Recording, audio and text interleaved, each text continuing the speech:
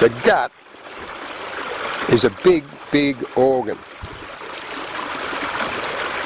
You wouldn't realise it, that the size of the gut. Now, I'm going to just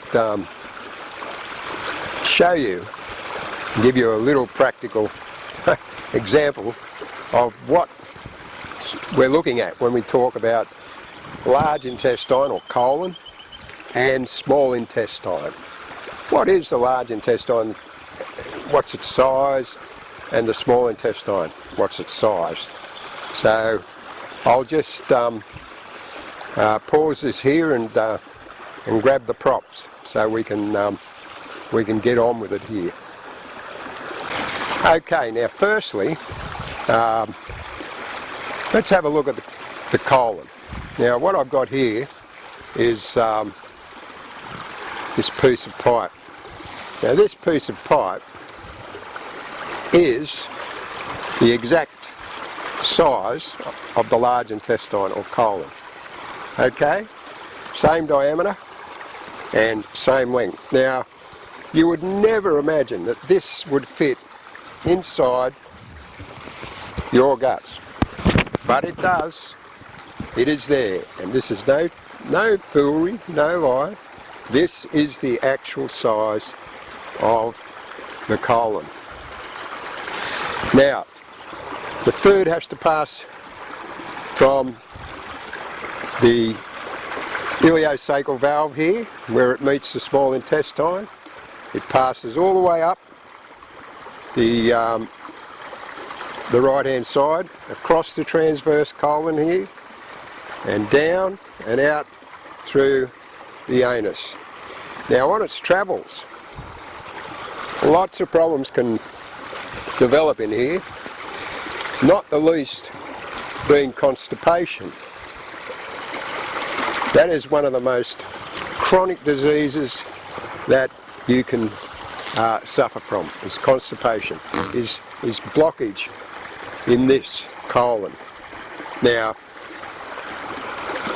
once constipation sets in and becomes chronic, the pressure or the backfill that builds up in here can create pockets, little balloon bubbles can form, and they fill up with waste from the colon. Now these are called diverticuli, and a lot of people suffer from that diverticulitis problem.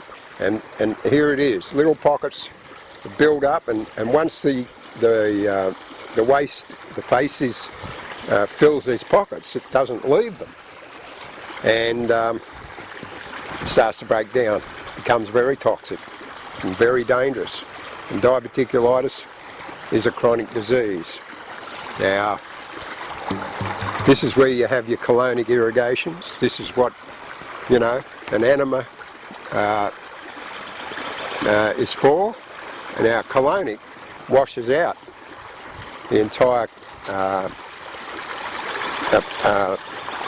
large bowel here, but an enema only gets this much.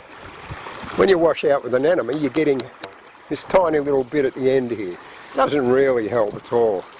And when you put a laxative into your system, of course, the aim of the laxative is to liquefy this by drawing in fluid from the tissues, using, you know, magnesium sulfates and things like that, you know, Epsom salts or Glauber's salts, try to liquefy it and give you the runs.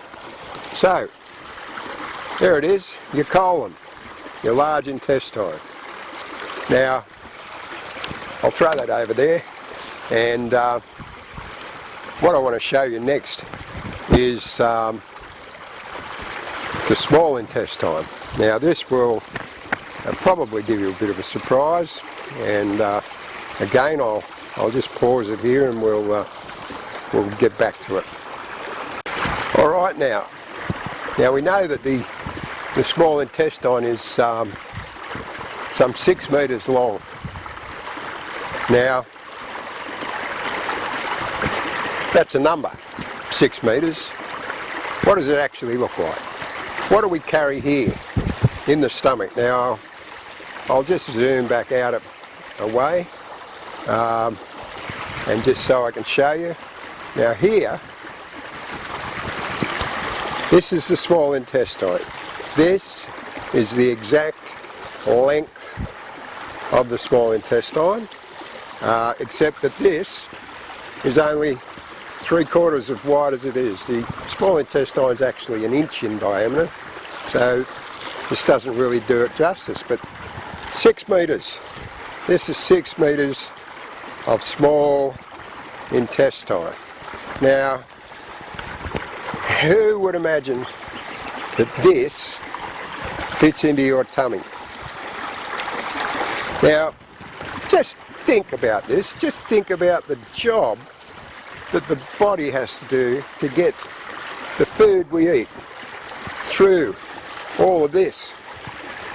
Right? Now this is curled up in the stomach, something like this, in this sort of form. This is how it works. I won't do it all, but that's how it fits in there. And I hope you're suitably impressed at what you're carrying around in your stomach. Now,